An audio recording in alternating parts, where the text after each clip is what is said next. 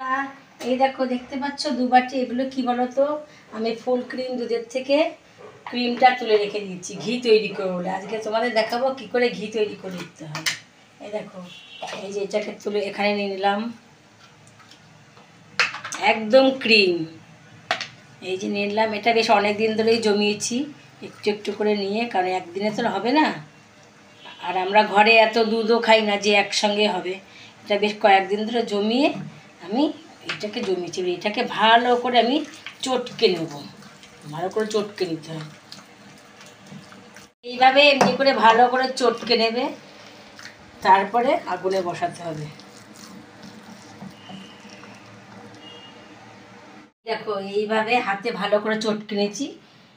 এবার এটাকে আমি গ্যাসে বসাবো, তবে আগুনটা একদম আস্তে লো ফ্লেমে রাখবো, কারণ জোরে রাখলে পরে পুড়ে যাবে না। আস্তে আস্তে করে এরকম করে নাড়িয়ে নাড়িয়ে এটাকে পোড়াতে হবে, ভালো করে পোড়াতে হবে। এইভাবে অনেক সময় ধরে জাল দিতে হবে। জাল দিতে দেখো, এই দেখো একটা ঘনত্ব ভাব এসে গেছে। এবারে আস্তে আস্তে এটা পুড়ে আস্তে যত শুকাবে তত ঘিটা বেরোতে থাকবে, যত শুকাবে তত ঘিটা বেরোতে থাকবে। বন্ধুরা দেখেছো, এই দেখো এইভাবে যতক্ষণ ধরে মানে ফুটতে থাকছে আর ঘি বেরোতে থাকছে।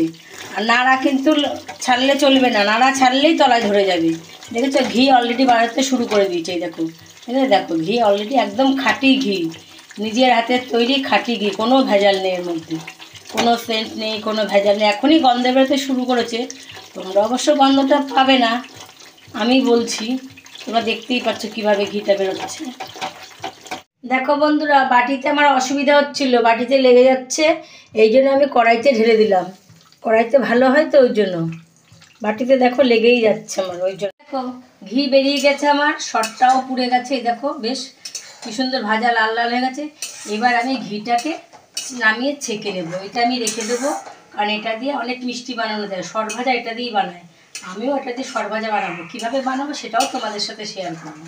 বন্ধুরা দেখতে পাচ্ছ কত ঘি বেরিয়েছে সর দিয়ে। এই দেখো, এবার ঘিটাকে আমি ভালো করে ছেঁকে নেবো। এই দেখো কীভাবে ছাঁকতে, দেখো কাচের বাটিতে ঢালছি যাতে বাটিটা ফেটে না যায়, তার জন্য তলায় একটা পাত্র ভেতরে, আশা করি ফাটবে না।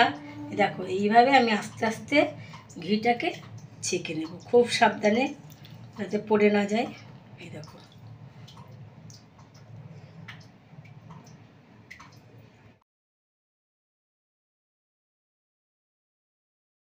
দেখো দেখেছো এক বাটি ঘি হয়েছে, একদম যাকে বলে খাঁটি ঘি। এতে কোনো ভেজাল, কোনো সেন্ট কিছুই নেই, বিনা ভেজালে বিনা সেন্টে।